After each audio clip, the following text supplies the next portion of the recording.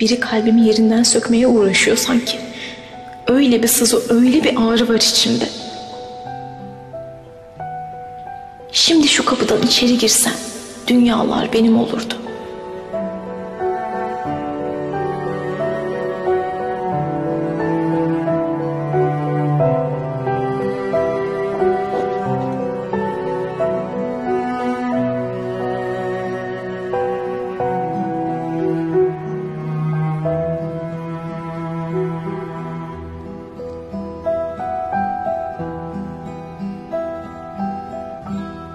Belki de gelmiştir.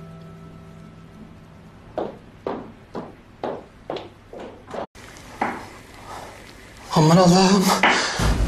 Olamaz. Ne oldu Sefer? Ne gördün öyle? Emir Bey. Emir Bey'e bir şey olmuş. Cavidan Hanım. Cavidan Hanım'a haber verelim. Dur Sefer! Dur hemen telaş.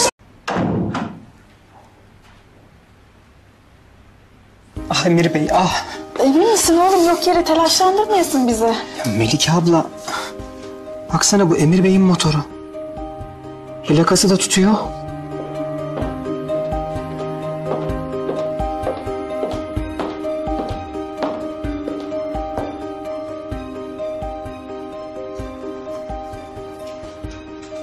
Abla?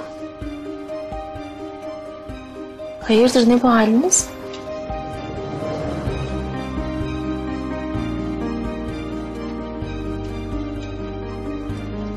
Melike abla söylesene, bir şey mi oldu?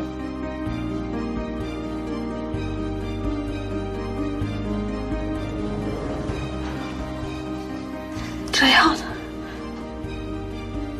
Kızım. Bir şey olmuş.